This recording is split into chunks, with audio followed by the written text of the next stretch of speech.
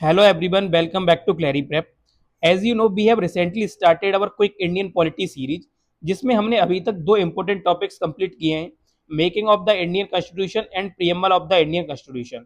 अब इन दोनों टॉपिक्स को और स्ट्रॉन्ग करने के लिए हम इनके MCQ and previous year question practice करेंगे जो UPSC, UPPCS and various state PCS examination में पूछे जा चुके हैं। बेसिकली आज हम making of the Indian constitution के प्रीवियस ईयर क्वेश्चंस को कवर करेंगे और ये क्वेश्चन हम घटना चक्र सीरीज की हेल्प से कवर करेंगे ताकि इंपॉर्टेंट कॉन्सेप्ट के साथ साथ एक्चुअल एग्जामिनेशन पैटर्न को भी अंडरस्टैंड किया जा सके। So without wasting any more time let's start with the previous year questions of the making of the Indian constitution. तो जैसा कि मैंने आपको बताया कि हम इसको घटना चक्र सीरीज की हेल्प से कंप्लीट करेंगे।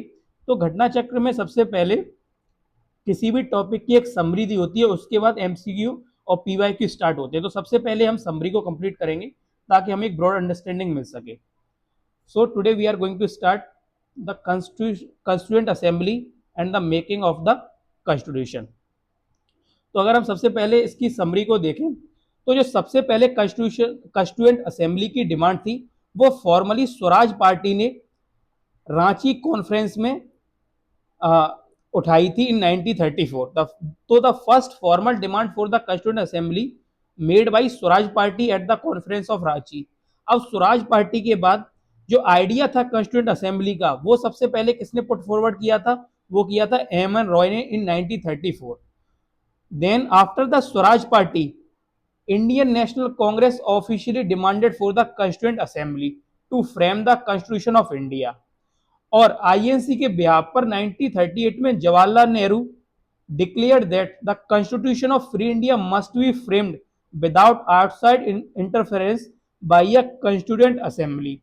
तो सबसे पहले constituent assembly की जो फॉर्मल डिमांड की थी वो की थी स्वराज पार्टी ने। फिर जो आइडिया था कंस्टिट्यूंट असेंबली का वो कौन लाया था, एम एन रॉय इन ईयर 1934। उसके बाद स्वराज पार्टी के बाद इंडियन नेशनल कांग्रेस ने इसकी डिमांड उठाई और 1938 में इंडियन नेशनल कांग्रेस के बिहाफ पर जवाहरलाल नेहरू भी इसकी जो ऑफिशियल डिमांड थी उसको फिर एक बार उठाते हैं। और फाइनली जो ये कॉन्स्टिट्यूशन की डिमांड, कॉन्स्टिट्यूएंट असेंबली की जो डिमांड थी वो एक्सेप्ट कर ली गई ब्रिटिशर्स द्वारा अगस्त ऑफर में इन 1940। So the demand was finally accepted in principle in the August offer 1940 and the constituent assembly was constituted under the scheme formulated by cabinet mission plan in 1946। तो जो हमारी constituent assembly वो किस mission के द्वारा बनी, तो वो हो जाएगा हमारा कैबिनेट मिशन प्लान 1946। और इससे पहले भी एक मिशन आया था, वो था क्रिप्स मिशन, जो सर स्टेफोर्ड क्रिप्स मिशन के चेयरमैनशिप में आया था, पर उसको रिजेक्ट कर दिया था क्योंकि वहां पर जो मुस्लिम लीग की डिमांड थी वो थी कि हमें दो कॉन्स्टिट्यूएंट असेंबली चाहिए, तो इसीलिए वो फेल्ड हो गया था। उसके बाद क्रिप्स मिशन के बाद आया था कैबिनेट मिशन इन 1946 जिसने मुस्लिम लीग की इस डिमांड को रिजेक्ट किया और एक कॉन्स्टिट्यूएंट असेंबली बनाई जो इंडिया का कॉन्स्टिट्यूशन फ्रेम करेगी। तो अब हम बात करें यहाँ पर नंबर ऑफ रिप्रेजेंटेशन की, तो फ्रॉम प्रोविंसेस देन एक एक रिप्रेजेंटेटिव था 10 लाख पीपल के ऊपर, तो one representative per 10 lakh people and of, और टोटल मेंबर कितने थे, टोटल मेंबर थे कॉन्स्टिट्यूएंट असेंबली में 389। उसमें से 296 were to be allotted to British India and 93 seats given to the princely state. और जो ये 296 जो सीट अलॉट हुई थी ब्रिटिश इंडिया को, उसमें से जो 292 मेंबर्स थे वो थे 11 गवर्नर प्रोविंस से और जो रिमेनिंग 4 थे वो थे चीफ गवर्नर प्रोविंस से, one from each. The representatives of the princely state, जो जो प्रिंसली स्टेट से रिप्रेजेंटेटिव थे वो कैसे आते थे, वो नॉमिनेटेड मेंबर थे। जो किसने नॉमिनेटेड किए थे, जो प्रिंसली स्टेट्स के हेड्स थे। तो जब इलेक्शंस होता है इन 296 सीट्स पर इन जुलाई अगस्त 1946 में, तो उसमें तो इंडियन नेशनल कांग्रेस ने 208 सीट्स को जीता, मुस्लिम लीग ने 73 सीट्स को जीता और जो रिमेनिंग 50 सीट्स थी उसको small groups and independent peoples ने जीता। So in the beginning the princely state did not participate in the constituent assembly. तो जो शुरुआत में जो प्रिंसली स्टेट्स थी उन्होंने पार्टिसिपेट नहीं किया था कॉन्स्टिट्यूशन असेंबली में। But with the third session of the constituent assembly commencing on 28 April 1947 the representative of the princely states of India began to join it gradually. तो शुरुआत के जो 2 सेशन थे उसमें प्रिंसली स्टेट्स के जो नॉमिनेटेड थे मेंबर्स थे उन्होंने इसमें पार्टिसिपेट नहीं किया था। बट जो थर्ड सेशन हुआ कॉन्स्टिट्यूंट असेंबली का जो हुआ 28 अप्रैल 1947 को, उसमें जो रिप्रेजेंटेटिव्स थे प्रिंसली स्टेट्स के उन्होंने अपना उन्होंने पार्टिसिपेट करना स्टार्ट कर दिया। तो constituent assembly was a result of an indirect election and this election was not based on the adult franchise। तो ये याद रखना कि जो कॉन्स्टिट्यूएंट असेंबली के जो मेंबर्स थे वो इलेक्ट हुए थे वो इनडायरेक्ट इलेक्शन से हुए थे और वहां पर कोई यूनिवर्सल अडल्ट फ्रेंचाइज जैसा कॉन्सेप्ट नहीं था। अब उसके बाद आता है government of India act 1935। Government of India act 1935 जो हमें देता है वोटिंग, जो कहता है कि voting rights were limited and based on tax education and property. यहां पर कोई यूनिवर्सल अडल्ट फ्रेंचाइज नहीं था। गवर्नमेंट ऑफ इंडिया एक्ट के द्वारा जो वोटिंग राइट्स थे वो केवल लिमिटेड थे जो जो पीपल टैक्स देते थे एजुकेशन के बेसिस पे और प्रॉपर्टी के बेसिस पे। एंड अब हम बात करते हैं working of the constituent assembly की। अगर हम working of the constituent assembly की बात करें तो the first meeting of the constituent assembly was held on 9 December 1946 in which the 207 member participated in the first meeting and this meeting was presided over by Dr. Sachidanand Sinha who was the oldest member of the Constituent Assembly and the temporary president. But later on 11 December 1946 Dr. Rajendra Prasad was unanimously elected as the president of the Constituent Assembly and इनके साथ 2 लोग और थे, वो थे VT Krishnamachari और एक और जो इम्पोर्टेंट मेंबर थे उनका नाम आई थिंक 1 सेकेंड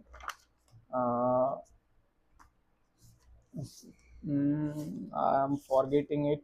एक थे HC. Mukherjee and VT Krishnamachari. इनके साथ दो मेंबर इनको असिस्ट किए गए थे एज अ वाइस प्रेसिडेंट। और जो हमारे कॉन्स्टिट्यूशन को बनने में जो टाइम लगा वो कितना टाइम लगा? 2 साल 11 महीने 17 दिन according to the Lok Sabha and Rajya Sabha website. So to complete the task of the constitution making, how many time? 2 years 11 months and 17 days. A total of 11 sessions। कितने total session हुए? 11 session. कितने दिन में? 165 days में। और जो हमारा constitution finally adopt किया गया वो किया गया 26 नवंबर 1949 को। That is the last day of the 11 session and the constitution was adopted. तो ये हमारी जो डेट ऑफ, अगर क्वेश्चन आए what is the date of adoption, then it is 26 नवंबर 1949।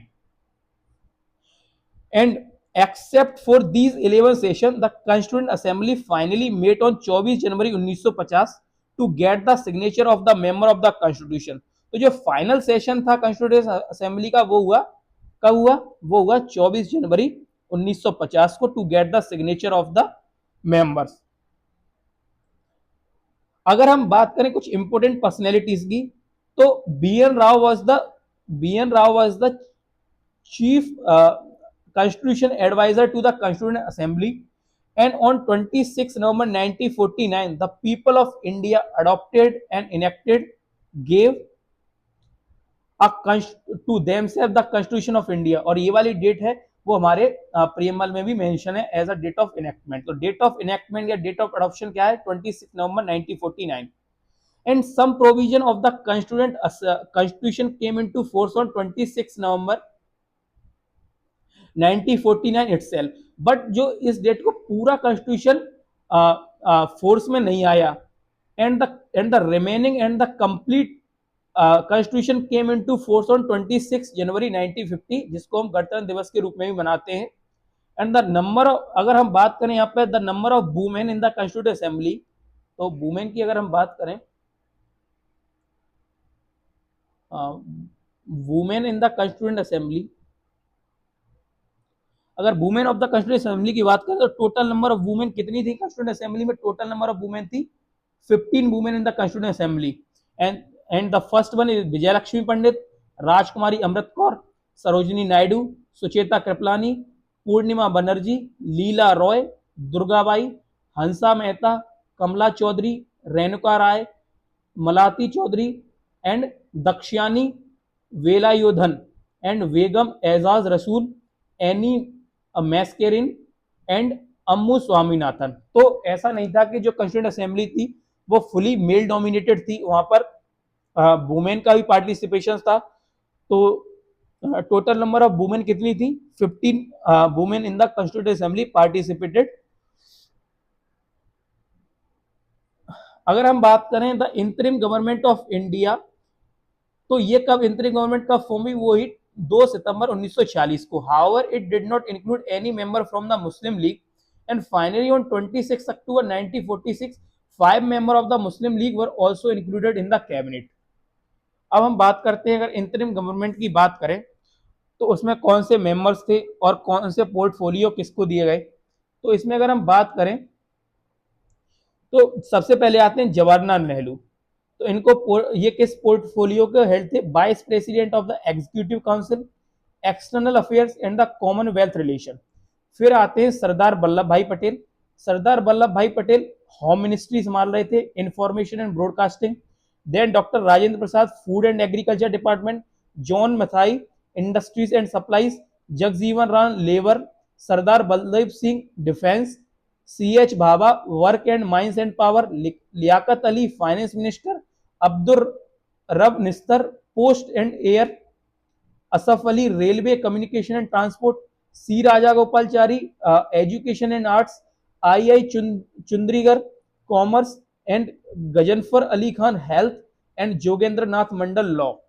तो ये कुछ इंतरिम गवर्नमेंट जो थी 1946 में जो बनी थी, तो उसके कुछ पोर्टफोलियो हैं और वो पोर्टफोलियो किस मेंबर द्वारा थे। तो जवाहरलाल नेहरू वाइस प्रेसिडेंट थे, सरदार वल्लभ भाई Patel home ministry, doctor Rajendra Prasad food and agriculture, John Mathai industries. तो ये समय ये आपको थोड़ा याद रखना है। अब हम आते हैं जिसके लिए हम आए हैं, वो है PYQ and important MCQ for the our examination. So the first जो हमारा MCQ है वो हमारी स्क्रीन पर है। Who gave the idea of constituent assembly firstly for the formation of constitution for India? तो सबसे पहले किसने दिया था? सबसे पहले दिया था स्वराज पार्टी ने, उसके बाद दिया था कांग्रेस पार्टी ने। So who gave the idea of the constituent assembly firstly for the formation? तो Swaraj party. The Swaraj party in its conference कहाँ हुई थी? रांची में हुई थी 1934 में, and presented the policy of constituent assembly, and it was to be composed of Indian representative elected on the basis of adult suffrage, and it was the first occasion when Indians demanded for a constituent assembly। तो पहला idea सबसे पहले किसने दिया था? Swaraj party ने in 1934। अब दूसरे क्वेश्चन पे आते हैं। तो दूसरा क्वेश्चन क्या है? दूसरा क्वेश्चन है who in the beginning presented the idea of Indian constituent assembly in pre independence day? तो प्री इंडिपेंडेंस डे में सबसे पहले अगर इनमें बात करें तो कौन पर्सनैलिटी थे? वो थे हमारे MN रॉय। तो the idea of the constituent assembly was put forward for the first time by MN Roy in the year 1934 and the first formal demand for the constituent assembly was made by Swaraj party at the conference in Ranchi held in 1934। अब third question पे आते हैं। Who said the constituent assembly alone can produce a constitution indigenous to the country and truly and fully representing the will of the people? तो ये वाला जो statement है, constituent assembly alone can produce a constitution indigenous to the country and truly and fully representing the will of the people, तो ये कहा था महात्मा गांधी ने। तो Mahatma Gandhi wrote an article the only way in the Harijan of 19 November 1939 in which he expressed the view that constituent assembly alone can produce a constitution indigenous to the country। उन्होंने कहा था कि जो constituent assembly है वो ऐसा constitution बना सकती है जो सभी लोगों की will को रिप्रेजेंट करे, पीपल ऑफ इंडिया के।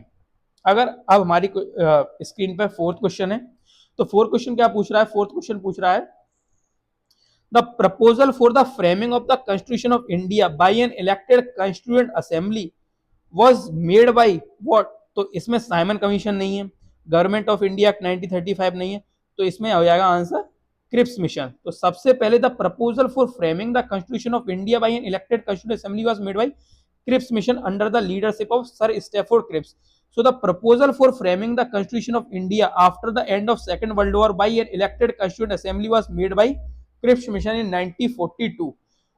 और क्रिप्स मिशन के बाद क्या आता है, कैबिनेट मिशन इन 1946, जिसके तहत हमारी फाइनली कंस्टिट्यूएंट असेंबली बनाई जाती है.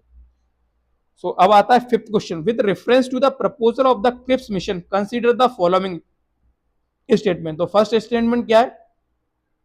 The constituent assembly would have members nominated by the provincial assembly as well as the princely state. Second है, any province which is not prepared to accept a new constitution would have the right to sign a separate agreement with regarding its future status. तो पहला क्या कह रहा है? The constituent assembly would have members nominated by the provincial assemblies as well as the princely states. तो जो यहाँ पर हमारा आंसर हो जाएगा वो हो जाएगा केवल 2. तो यहां पर जो स्टेटमेंट है वो केवल क्या सही है? वो है केवल सेकंड वाला स्टेटमेंट सही, कि any province which is not prepare to accept the new constitution. मतलब कोई भी प्रोविंस जो ये कॉन्स्टिट्यूशन बनने जा रहा है अगर उसको एक्सेप्ट नहीं करती है तो उसके पास एक राइट है कि वो अपना सेपरेट एग्रीमेंट साइन कर सकती है ब्रिटेन के साथ regarding their future status. But ऐसा नहीं था. Constituent assembly would have members nominated by the provincial assembly as well as the princely states. तो केवल प्रिंसली स्टेट से नॉमिनेटेड मेंबर थे. So the Cripps mission which was sent by British government to the India in March 1940 which had the following proposal. पहला था setting of the dominion status. Any province unwilling to join the Indian dominate could form a separate union and a separate constitution. तो ये हमारा second statement यहां सही हो जाता है. A constituent assembly would be framed to frame a new constitution for the country. बिल्कुल सही बात है. So the assembly would have member elected by provincial assembly and nominated by the princely states. Thus statement 1 is incorrect, क्योंकि जो provincial assembly से जो members थे वो elected होने चाहिए और जो nominated member थे वो princely state से होना चाहिए. तो the assembly would have member elected by provincial assembly and nominated by princely states. इसीलिए हमारा जो फर्स्ट स्टेटमेंट है वो गलत हो जाता है, क्योंकि provincial assembly से elected member चाहिए थे और नॉमिनेटेड मेंबर कहां चाहिए थे? प्रिंसली स्टेट से. दोनों से नॉमिनेटेड मेंबर नहीं चाहिए थे. अब हमारी स्क्रीन पर है 6 question. As per cabinet mission plan in the constituent assembly to decide allotment number members seat in each province, one representative was in ratio to which population? 10 lakh. तो एक मेंबर कितने पॉपुलेशन पर था? 10 लाख पर. So the according to the cabinet mission which is arrived in India 1946, the mission proposed a plan for the formation of the constituent assembly. तो जो cabinet mission 1946 में आया था उसने कंस्टिट्यूएंट असेंबली का प्लान को प्रपोज किया था to frame a constitution for the free India. And the representation कैसा था? One representative for every 10 lakh population. 10 lakh population पर एक रिप्रेजेंटेटिव. अब हम आते हैं क्वेश्चन नंबर 7 पर. तो क्वेश्चन नंबर 7 कह रहा है who among the following person was not a member of the cabinet mission. तो इसमें से कौन सा मेंबर था जो कैबिनेट मिशन का नहीं था? Pethick Lawrence and A B Alexander and Stafford Cripps, ये तीनों मेंबर थे. केवल विलियम वुड थे वो इसका पार्ट नहीं थे. तो कौन नहीं थे? William would. So the member of the cabinet mission were Sir Patrick Lawrence, Secretary of India, Stafford Cripps, Chairman Board of Trade, and A.V. Alexander, Navy Minister. But William Wood was not a member of the cabinet mission. अब हम question number 8 पे आते हैं. तो Indian constituent assembly was stabilised under what? किसके under, किस mission के under जो हमारी इंडियन कॉन्स्टिट्यूएंट असेंबली थी वो बनाई गई थी? तो इसका आंसर हो जाएगा ऑप्शन क्या है हमारे पास? Government of India act 1935, Cripps mission of 1942. 1 minute.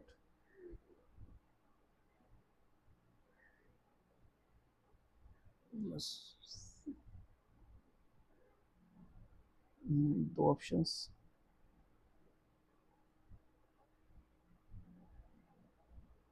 हाँ, वो पेज गलती से ऐड हो गया है. 1 मिनट, इसको मैं डिलीट कर दूं.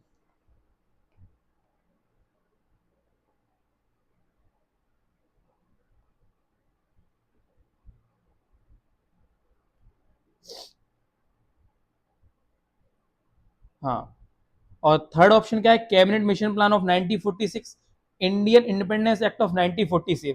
तो जो हमारा कंस्टिट्यूएंट असेंबली वो कैसे किससे बनी थी? वो हमको पता है कि कैबिनेट मिशन आया था 1946 में, उसके बाद हमारी जो कंस्टिट्यूएंट असेंबली थी उसका गठन हुआ था. तो the constituent assembly of India was constituted under the cabinet mission of 1946 on the basis of indirect election, not direct election. अब हमारी स्क्रीन पे है क्वेश्चन नंबर 9। क्वेश्चन नंबर 9 क्या कह रहा है? Through which plan was the constituent assembly created? तो cabinet mission plan, simple. In the interim government, हमें अभी पढ़ के आए कि इंटरिम गवर्नमेंट 1946 में बनी थी। तो the vice president of the executive council कौन थे? सबसे पहले ही थे Jawaharlal Nehru. So on 24 August of 1946, interim government was announced on the condition that the interim government would take charge by 2nd September 1946, and Viceroy was the ex officio president of the executive council, while Jawaharlal Nehru was the designated as the vice president of the executive council. तो interim government जो बनी थी 1946 में, तो उसके vice president of the executive council कौन थे? वो थे हमारे Jawaharlal Nehru. Question number 11, who of the following was not the member of the interim national government in August 1946? तो इसमें से कौन से जो लोग थे वो इंटरिम गवर्नमेंट में इंटरिम गवर्नमेंट के मेंबर नहीं थे? डॉक्टर राजेंद्र प्रसाद थे, जगजीवन राम लेबर, सी राजागोपालचारी एजुकेशन। तो यहां पर हमारे डॉक्टर एस राधाकृष्णन मेंबर नहीं थे। So according to cabinet mission declaration, an interim government was form on 2nd September 1946, in which the C. Rajagopalachari was the education minister, Dr. Rajendra Prasad was the food and agriculture minister, Jagjeevan Ram was the minister of labor. However, Dr. S. Radhakrishnan was not a member of the interim government. Question number 11 पर आते हैं। Which portfolio did Dr. Rajendra Prasad hold during the interim government? तो doctor Rajendra प्रसाद के पास क्या था? Food and agriculture. The first, अब question number 13 पर आते हैं। The first interim national government was announce on, कब अनाउंस हुई थी? तो इसका आंसर हो जाएगा 24 अगस्त ऑफ 1946। और जो इंटरिम गवर्नमेंट थी वो अपना चार्ज कब लेती है? वो लेती है 2nd September ऑफ 1946। तो 24 अगस्त 1946 को ये अनाउंस हुई थी, ये चार्ज लेती है 2nd September ऑफ 1946 पे। अब question number 40 assertion and reason है। तो सबसे पहला क्वेश्चन क्या है? According to Wavell plan, the number of Hindu and Muslim member in the executive council was to be equal. Wavell thought that this arrangement would have avoided the partition of India. तो इसमें केवल first statement सही है, क्यों? According to Wavell plan, the number of Hindu and Muslim members in the executive council was to be equal. तो A is true but R is false. And इस ऐसा Wavell का कोई थॉट नहीं था कि Wavell thought that this arrangement would have avoided the partition of India. अगर हम वेवल प्लान को थोड़ा डिस्कस करें, तो in October 1943 lord Wavell, who had succeeded lord Linlithgow as a viceroy, made an attempt to resolve the deadlock in India. He went to England for the consultation in March 1945. He thoroughly discussed with the British government about Indian administration and made some proposal. तो इसने कुछ proposal को represent किया। इन जून 1945 his proposal were made public under the name of Bevel Plan. He proposed the restructuring of the Governor General Executive Council, which would have balanced the representation of main communities, equal proportion of Hindu and Muslim. All the portfolio except defense were to be held by Indian members, including the Foreign Department. The Bevel Plan proposed an equal representation of Hindu and Muslim in the Executive Council. Apart from Viceroy and Commander-in-Chief Executive Council, all the members were to be Indian. तो जो Wavell plan था उसमें जो हिंदू और मुस्लिम को equal representation देने की बात की गई थी। Earliest possible a conference at Simla was to be convened, and it was also a proposal that the end of the Second World War, the constitution for India was to be made by Indians. Bevel plan में ये भी था कि after the जो conference Shimla में हुई थी उसमें ये बताया गया था कि after the end of the second world war the constitution of India was to be made by Indian themselves, and thus it is clear that Weval plan was intended to remove the deadlock on constitutional matters and political issue, and to promote the self-governance for Indians, but never intended to unite the Hindu Muslim to avoid the partition of India. That's why R is false and A is true. अब हम आते हैं question number 15 पर। अगर हम question number 15 की बात करें, तो विच of the following state is true in relation to the Constituent Assembly? Assembly was based on the adult suffrage. बिल्कुल wrong. The assembly was a result of the direct election,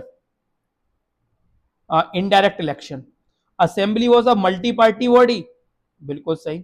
assembly work through committee, सही. तो इसका answer हो जाएगा, क्या answer हो जाएगा? इसका आंसर हो जाएगा थर्ड एंड फोर्थ. तो the legislative assembly of states were used as electoral college for the formation of constituent assembly. In this way, constituent assembly was a result of indirect election, and its election was based on adult suffrage, not based on the adult suffrage, and people of several parties were involved in it. So assembly was multi-party body, and the constitution assembly form a number of committee to operate its task. तो इसमें जो ये वाला question, इसमें ये वाला statement and ये वाला स्टेटमेंट सही हो जाएगा, और बाकी के जो ऊपर वाले हैं दोनों गलत हो जाएंगे. अब हम आते हैं क्वेश्चन नंबर 16 पे. अगर क्वेश्चन नंबर 16 की बात करें तो क्वेश्चन नंबर 16 पूछ रहा है which of the following statement are correct regarding the Indian constituent assembly. So फिर से वही क्वेश्चन है. तो it was not based on adult franchise, सही है. It resulted from direct election, wrong. Indirect. It was not a multi party body, थी. It work through several committees, तो इसका आंसर हो जाएगा ए एंड डी. तो ये वाला इसका आंसर हो गया A and D. So the Constituent Assembly was to be partly elected and partly nominated, and the member to be indirectly elected by the member of the Provincial Assembly, who themselves were elected on the limited franchise, not universal adult franchise. And it was a multi-party body. ये भी बिल्कुल सही है. Like Congress, Muslim League, and some independent member also got representation. The Constituent Assembly appointed a number of committee to deal with different tasks of constitution making. Out of these, 8 were major committee and others were minor committee. अब हम आते हैं question number 17 पे. Question number 17 क्या पूछ रहा है? which one of the following is an incorrect statement. अब क्या पूछ रहा है? इनकरेक्ट स्टेटमेंट पूछ रहा है. किसके बारे में? कंस्टिट्यूएंट असेंबली के बारे में. तो हमें यहाँ पे बताना है incorrect statement about the constituent assembly. So पहला स्टेटमेंट है it worked with the help of large number of committee, the most important among them being drafting committee, बिल्कुल सही है. Minority communities like Christian, Anglo-Indians and Parsis were adequately represented in the assembly, बिल्कुल सही है. It was elected on the basis of universal adult franchise, बिल्कुल wrong है. Limited adult franchise. Question number 8, its electoral process was based on the 6th schedule of the Act of 1935, which allowed for a restricted franchise based on tax, property and education, बिल्कुल सही है. तो इसका answer हो जाएगा C. It was elected on the basis of universal adult franchise. So this is an incorrect statement. अब हम आते हैं क्वेश्चन नंबर 18 पर. तो क्वेश्चन नंबर 18 पूछ रहा है members of the constituent assembly who drafted the constitution of India were nominated by British parliament, nominated by governor general और elected by legislative assembly of various provinces. तो इसका simply answer हो जाएगा elected by legislative assembly of various provinces. तो member of the constituent assembly were elected by the member of legislative assembly of various provinces, and each province and each Indian states or group of states were allotted the total number of seats proportional to their respective population, roughly in the ratio of 1 to a million. As a result, 292 members were elected through the provincial legislative assemblies, and 4 members represented the chief commissioner province, while the Indian princely states were allotted a minimum number of 93 seats.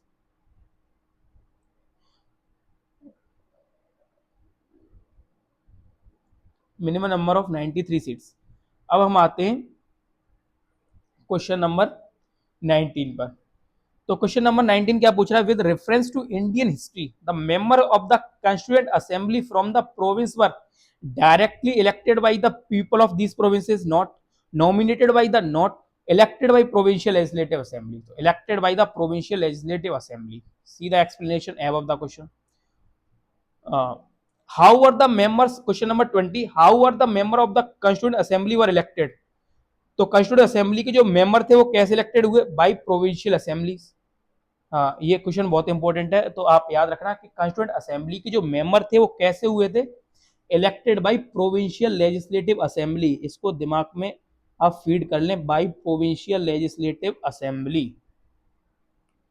अब आते हैं question number 21 पर। Who was the provisional president of the constituent assembly before doctor Rajendra Prasad. तो आपको पता है कि जो फर्स्ट मीटिंग हुई थी 9 दिसंबर 1946 को, तो उसमें जो हमारे जो प्रोविजनल प्रेसिडेंट थे और जो टेम्परेरी प्रेसिडेंट थे वो थे हमारे डॉक्टर सच्चिदानंद सिन्हा। और ये डॉक्टर सच्चिदानंद सिन्हा वो ओल्डेस्ट मेंबर भी थे, इसीलिए इनको एज अ टेम्परेरी प्रेसिडेंट बनाया गया था by using the French practice. So the first meeting of the Constituent Assembly of India took place in Constitution Hall in New Delhi on 9 December 1946, and the oldest member of the Constituent Assembly, Dr. Raj Sachidanand Sinha, became the temporary or provisional chairman of the assembly. He served as a provisional president of the assembly before Rajendra Prasad was formally elected and took over as president on 11 December 1946. So Dr. Rajendra Prasad 11 दिसंबर 1946 को president formally elected president बनते हैं, और उससे पहले जो provisional chairman और provisional president थे वो कौन थे, हमारे doctor Sachchidananda Sinha. Question number 22, who was the first elected chairman of the constituent assembly. तो फर्स्ट इलेक्टेड चेयरमैन कौन था, वो थे हमारे डॉक्टर राजेंद्र प्रसाद। डॉक्टर सच्चिदानंद सिन्हा तो टेम्परेरी थे। Question number 23, who chair the first meeting of the constituent assembly. Who chair the first, तो doctor Sachchidananda Sinha. First day session of the constituent assembly was chair by first day of the doctor Sachchidananda Sinha. Doctor Rajendra Prasad was elected the chairman of the Constituent Assembly on 11 December 1946. What are true about Constituent Assembly? Constituent Assembly first meeting was held on 9 December 1946. True. The first permanent president was Dr. Sachidanand Sinha. False. Because first permanent president कौन थे, doctor Rajendra Prasad. Sachchidananda Sinha कौन थे, temporary president. Third है Muslim League boycotted the first meeting of the constituent assembly. बिल्कुल सही, तो answer हो जाएगा बी, फर्स्ट एंड थर्ड। अब हम चलते हैं क्वेश्चन नंबर 27 पर। तो क्वेश्चन नंबर 27 में दो स्टेटमेंट दिए गए हैं, तो सबसे पहले स्टेटमेंट को पढ़ते हैं। स्टेटमेंट 1 कहता था first meeting of the constituent assembly was held on 9 December 1946 in New Delhi. बिल्कुल सही है। Jawaharlal Nehru was not invited to the constituent assembly, ये कैसा स्टेटमेंट है, बिल्कुल रॉन्ग है। सो इसका आंसर हो जाएगा statement 1 is true, statement 1 is true and statement second is false.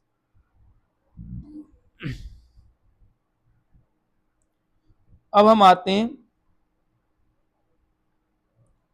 Question number 28 पे। अगर हम क्वेश्चन नंबर 28 की बात करें तो क्वेश्चन नंबर 28 पूछ रहा है who was the chairman of the constituent assembly of India. तो चेयरमैन कौन था कॉन्स्टिट्यूएंट असेंबली ऑफ इंडिया का, तो चेयरमैन थे डॉक्टर राजेंद्र प्रसाद। कौन थे, doctor Rajendra Prasad.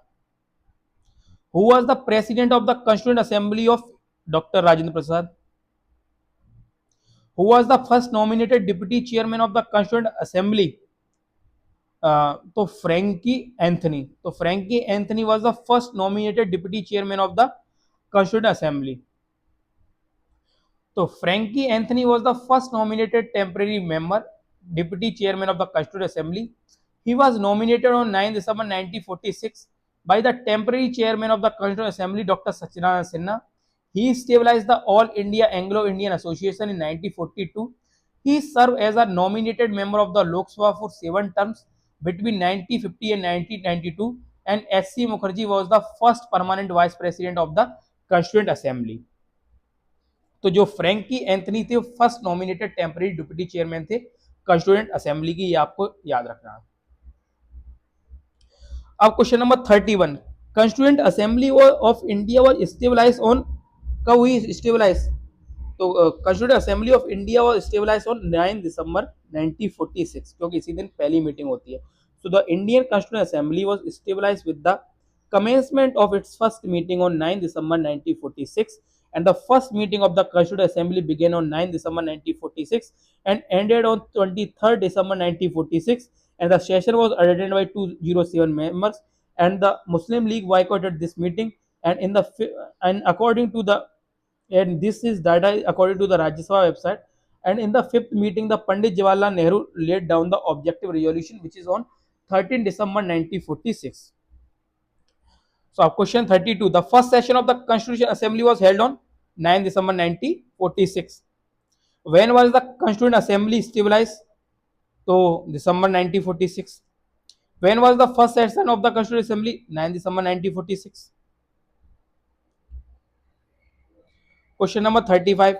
When did the Indian Constituent Assembly meet for the first time? 9 December 1946. In which of the meeting of the Constituent Assembly Jawaharlal Nehru laid down the objective resolution fifth, जैसा मैं अभी आपको बता के आया हूं, on 30 December 1946 Jawaharlal Nehru introduce objective resolution in the fifth meeting of the first session of the Constituent Assembly, and this gave accurate philosophy of the guiding principle, and आगे चल के इसका जो modified version होता है वो बनता है preamble of the Constitution of India. Question number 27. When did Nehru introduce the objective resolution? 30 December 1946. The resolution for giving a constitution to India was adopted by the Constituent Assembly on 22 January 1900 not 1946, 1947. तो जो objective resolution था वो constituent assembly ने adopt किया 22 जनवरी 1947. A resolution for the constitution of India was unanimously adopted by the constituent assembly which was presented by Jawaharlal Nehru on 30 December 1946. और इसका modified version हमें preamble देखने को मिलता है. Who proposed the preamble before the drafting committee of the constitution? तो who proposed the preamble before the drafting? तो Jawaharlal Nehru in the form of objective resolution. Who of the following presented the objective resolution? Dr. Pandit Jawaharlal Nehru.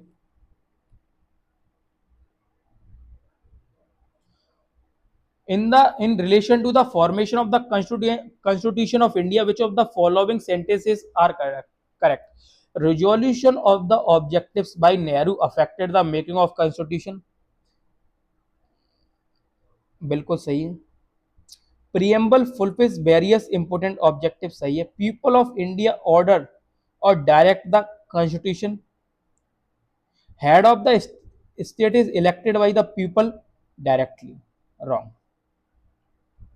तो इसका answer हो जाएगा 1, 2 and 3. So under the Indian Constitution, the head of the state, that is president, is not elected by the people directly but by the people's representatives, which include elected members of both the houses of parliament, elected member of the state legislative assembly of all the states including union territories. Then the three sentences are correct and the fourth statement is incorrect. Question number 42. How many sessions of the Indian Constituent Assembly were conducted for the formulation of Indian Constitution? तो कितने sessions थे? 12 session.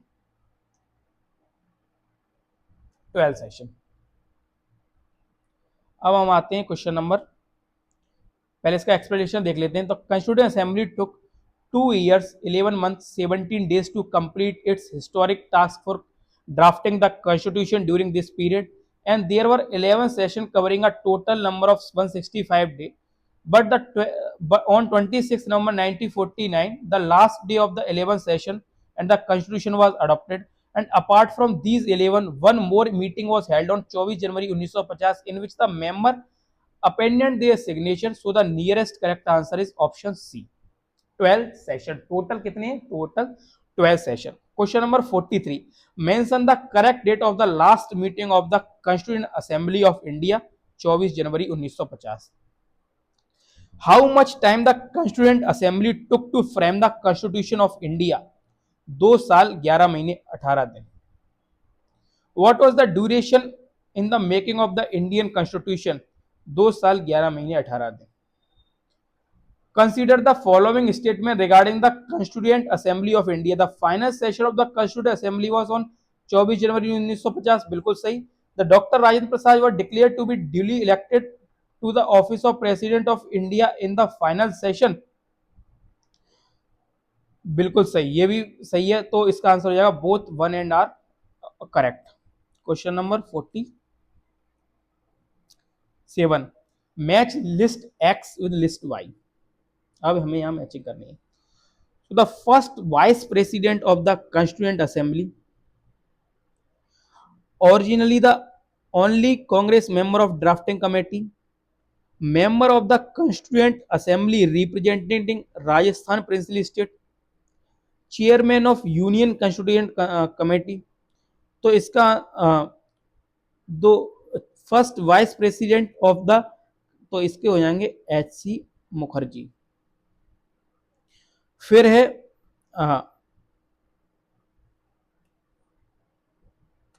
फिर है originally the only Congress member of the drafting committee. तो इसमें से originally कौन सा मेंबर था जो कांग्रेस से थे ड्राफ्टिंग कमेटी में? कौन थे ड्राफ्टिंग कमेटी में? तो के.एम. मुंशी. फिर है member of the constituent assembly representing Rajasthan princely state, तो V T. Krishnamachari. Chairman of the union constitution committee Jawaharlal Nehru.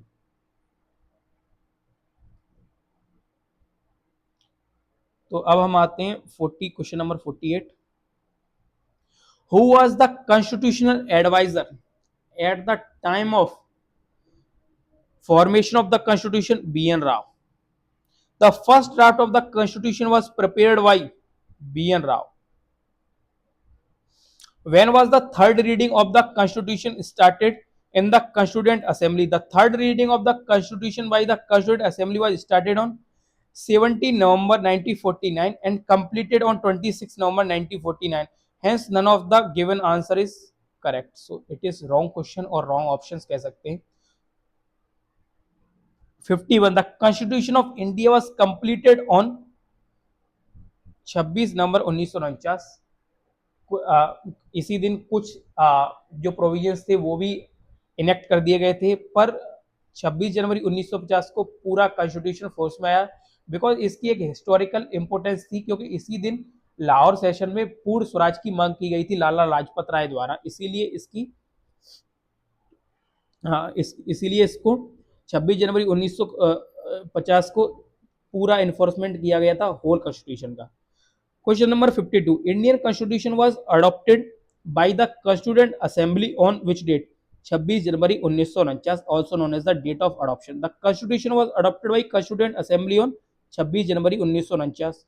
The adopted 26 January 1949. The constitution of India was adopted on which days? 26 November 1949. 26 November 1949. The constitution of India came into force on, force कब हुआ? 24 जनवरी 1950.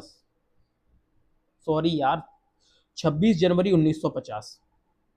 The constitution of India came into force on 26 जनवरी 1950. इसको हम Republic day की तरह भी celebrate करते हैं.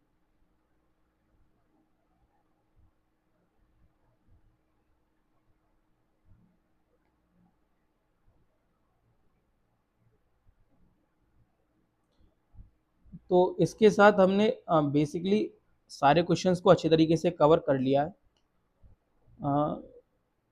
ये गलत पेज ऐड हो गया है यहाँ पर.